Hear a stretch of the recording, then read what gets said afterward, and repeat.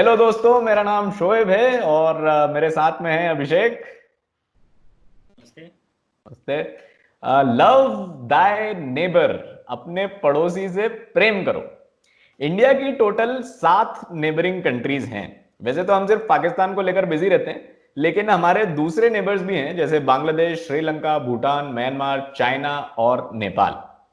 ये मैं इसलिए बता रहा हूं क्योंकि आज हम बात करने वाले हैं नेपाल के बारे में। नेपाल ने हाल ही में एक नया नक्शा जारी किया और उसमें कुछ ऐसे रीजन्स भी खुद के बता दिए जो हमारे हिसाब से नेपाल के नहीं है, हमारे ही हैं, मतलब इंडिया की बॉर्डर के अंदर है। अभी ये चल ही रहा था कि नेपाल के प्राइम मिनिस्टर का एक नया बयान आता है। वो कहते हैं कि Indian virus, double inverted commas में, Indian virus looks more lethal than Chinese and Italian virus. अब वायरस जैसे जैसे फैलता है वैसे वैसे इवॉल्व करता है। तो बेसिकली यहां नेपाली प्राइम मिनिस्टर का कहना था कि इंडिया का वायरस का जो वर्जन है वो ज्यादा डेंजरस है। तो नेपाल इतना छोटा देश हमें आंख क्यों दिखा रहा है आखिर? कुछ एक्सपर्ट्स का मानना है कि हो सकता है इसके पीछे कैलाश मानसरोवर का रिसेंटली इनॉग्रेटेड रोड हो। कुछ एक्सपर्ट्स का मानना है कि इसके पीछे चाइना हो सकता है। लेकिन चाइना ऐसा क्यों करेगा? रिसेंटली हमारे कुछ टॉप के नेता ने कुछ ऐसे बयान दिए जिससे हो सकता है चाइना को अच्छा ना लगे। रिसेंटली हमने चाइनीज इन्वेस्टमेंट्स को भी थोड़ा मुश्किल बनाने की कोशिश की थी।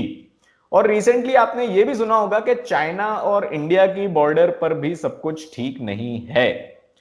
तो इसी के बारे में डिटेल में आज अभिषेक हमको बताने वाले हैं। तो अभिषेक, ओवर टू यू।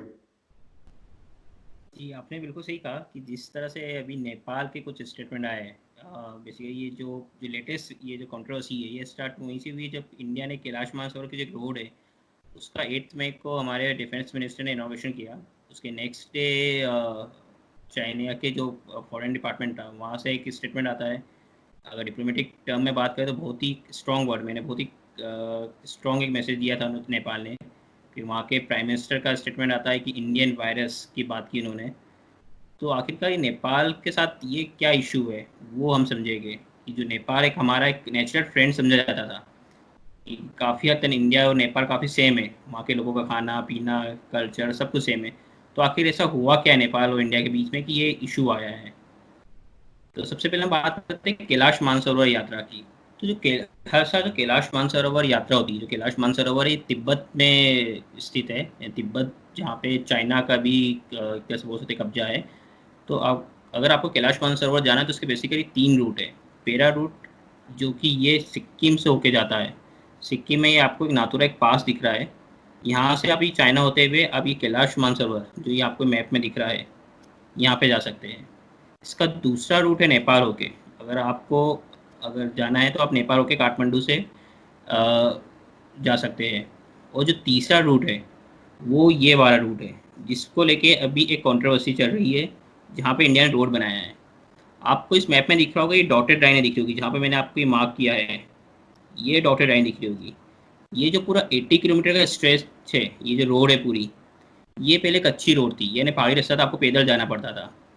इंडिया ने अब ये पूरी 80 किलोमीटर तक ये पूरे एक पास, ये आपको एक जगह दिख रही है जो कि एक चाइना नेपाल और इंडिया की बॉर्डर पे है। ये पास से अगर आप चाइना में एंटर कर सकते हैं तो इस पास तक एक रोड बनाई।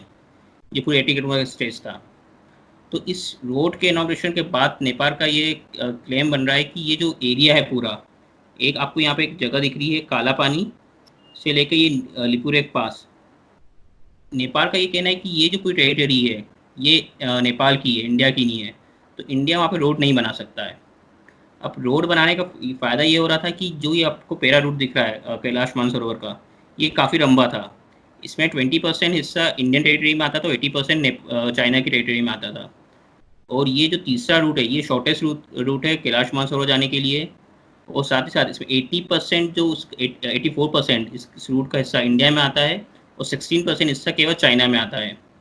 इसका दूसरा फ़ायदा है इस रोड बनाने का कि ये जो रिपुर एक पास है, ये बिल्कुल जैसे मैंने पहले कहा कि ये इंडिया चाइना और नेपाल की बॉर्डर पे, यानी इस पास के थ्रू आप तीनों चाइना और नेपाल तीनों दोनों कंट्रीज़ की बॉर्डर आ रही है। तो हमारी आर्मी के लिए भी, आर्मी को अगर हमें ट्रक्स ले जाना है, आर्मी की मूवमेंट करना है तो वो भी ईजी होगी। और दूसरा ये ट्रेड रूट भी एक खुल सकता है, अगर चाइना से हमें ट्रेड करना है तो इस रूट के थ्रू हम ट्रेड कर सकते हैं। बट नेपाल आके क्यों बोल रहा है कि ये उनका हिस्सा है, और इंडिया का क्या कहना है ये समझते हैं। सबसे पहले ये जो इंडिया और नेपाल की जो बॉर्डर डिसाइड हुई थी, वो हुई थी 1816 में, ब्रिटिश इंडिया और नेपाल के बीच में। 1814 में ब्रिटिश इंडिया और नेपाल के बीच में एक वॉर हुई थी। उसके बाद 1816 में एक ट्रीटी साइन हुई जिसको सगोली की ट्रीटी बोलते हैं। इस ट्रीटी में ये डिफाइन किया गया कि इंडिया की बॉर्डर कहाँ तक है और नेपाल की बॉर्डर कहाँ तक है। तो ये जो रीजन दिख रहा है आपको पूरा, काला पानी से लेकर रिपुरेक पास तक, यहाँ पे बॉर्डर डिफाइन करने के लिए जो डिफाइन की गई वो उसमें यूज़ किया गया। एक आपको ये रिवर दिख रही होगी, कारी रिवर, जो कि यहाँ से काला पानी से निकलते हुए नीचे आ रही है। तो उस ट्रीटी में ये बोला गया था कि जो काली रिवर है उसके ईस्ट ईस्ट और नॉर्थ ईस्ट का हिस्सा इंडिया रहेगा, और उसके वेस्ट और नॉर्थ वेस्ट का हिस्सा इंडिया रहेगा, उसके ईस्ट में नेपाल रहेगा। तो इस तरह से डिफाइन की गई थी इंडिया और नेपाल के बीच में बॉर्डर। बट अब इशू ये आता है कि ये जो कारी रिवर है, जिसको महाकाली के नाम से भी जाना जाता है, इसका ओरिजिन कहाँ से है। ये जो नदी है, ये स्टार्टिंग में कई छोटे छोटे छोटे नालों से मिलकर बनती है। तो इंडिया का कहना है कि ये नदी जो स्टार्ट हो रही है वो काला पानी के रीजन से स्टार्ट हो रही है, काला पानी के ईस्टर्न साइड से। और जो नेपाल बोलता है, नेपाल का ये बोलना है कि ये जो नदी स्टार्ट हो रही है ये लिपुलेख पास से स्टार्ट हो रही है। तो अगर लिपुलेख पास के ये वेस्टर्न साइड से स्टार्ट हो रही है, तो अगर नेपाल बोले अगर वो ट्रीटी को हम फॉलो करते हैं तो उस ट्रीटी के हिसाब से लिपुलेख पास और काला पानी, क्योंकि इस नदी के ईस्टर्न साइड पे है, तो ये नेपाल के हिस्से में आएगा। और इंडिया कह रहा है कि ये नदी जो ओरिजिन हो रही है वो काला पानी रीजन से हो रही है। और तो ये जो लिपुलेख पास और काला पानी है, ये इंडियन रीजन में आता है। इसके लिए इंडिया अपने जो दावा है उसको प्रूफ करने के लिए कुछ प्रूफ भी देता है। पहला प्रूफ ब्रिटिश इंडिया के जो मैप्स थे वो शो करता है। उसमें ये बताया गया है कि ये जो काला पानी और लिपुलेख पास का पूरा एरिया है वो इंडिया में दिखाया गया है।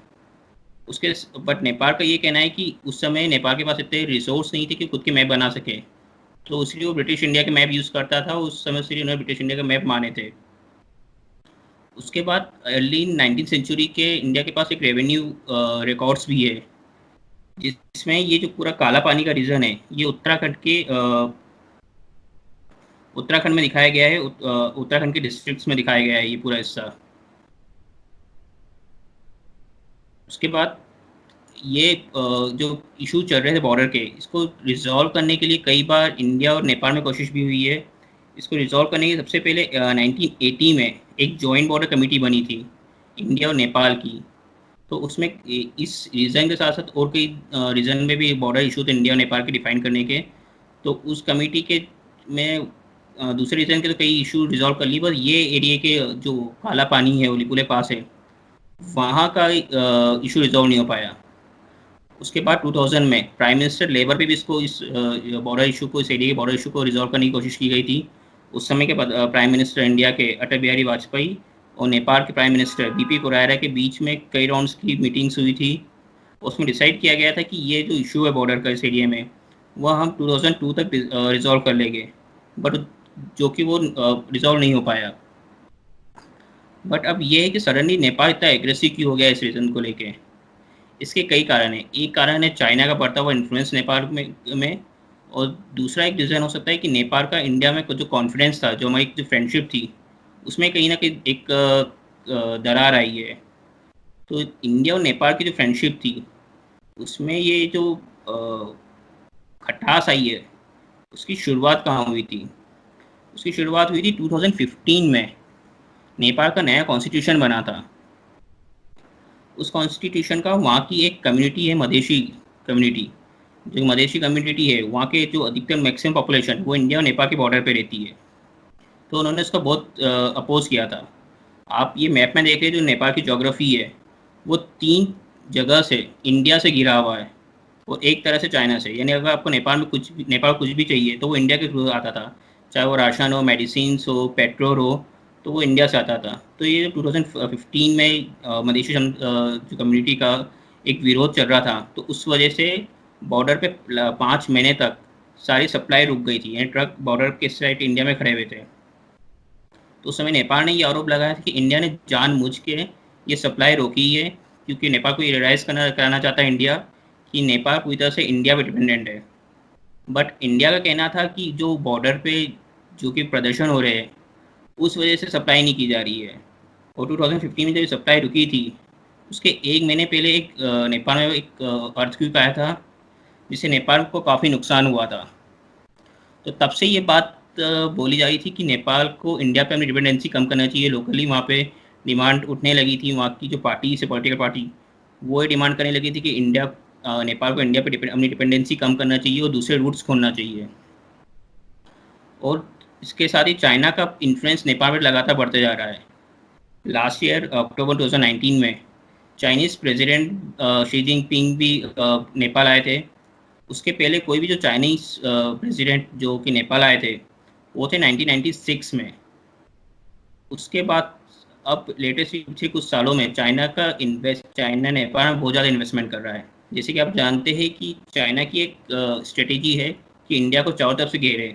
आप देखें कि चाइना ने पाकिस्तान में भी इन्वेस्टमेंट कर रखा है, श्रीलंका, मालदीव्स में काफ़ी इन्वेस्टमेंट कर रखा है। उसी तरह वो नेपाल में भी अपना इन्वेस्टमेंट कर रहा है। वो एक रेल लाइन बना रहा है, जो कि स्टार्ट होगी लासा, जो कि तिब्बत की कैपिटल है, वहाँ से लेके नेपाल तक। ये जो पूरा रीजन है, ये पूरा एक हिमालयन रेंज है, पूरा पहाड़ी रीजन है। तो यहाँ पे किसी भी इंफ्रास्ट्रक्चर की कॉस्ट बहुत ज़्यादा आ सकती है। तो चाइना उस नेपाल को लोन दे रहा है, उसके बदले में वो नेपाल की कुछ ज़मीन गिरवी रख रहा है। क्योंकि चाइना की स्ट्रेटजी ये रहती है कि आप लोन दो किसी कंट्री को, इतना लोन दे दो कि वो रीपे नहीं कर पाए। उस लोन के अगेंस्ट में जो कंट्री ने सिक्योरिटी रखी हुई है, कुछ ज़मीन रखी है, कुछ दूसरी प्रॉपर्टी अपनी रखी हुई है, उसको अपने कब्जे में लेके वहाँ पे मिलिट्री बेस बनाओ, जैसे कि उन्होंने श्रीलंका में किया है। तो वही स्ट्रेटजी चाइना एक तरह से नेपाल में भी अपना रहा है कि इतना इन्वेस्टमेंट करो, जो कि नेपाल एक छोटी कंट्री है जहाँ की इकोनॉमी इतनी बड़ी नहीं है, वो रीपे नहीं कर पाएगा, तो अपने फुटप्रिंट हम नेपाल में भी जमा रहे। तो बेसिकली ये पूरा एक इशू है जो कि इंडिया और नेपाल के बीच में चल रहा है। बट इसके पीछे की वजह लगती है कि इसके पीछे चाइना है। तो ये तो थी नेपाल की कहानी। इस बार के लिए सिर्फ इतना ही, अगली बार फिर मिलेंगे, तब तक के लिए टेक केयर।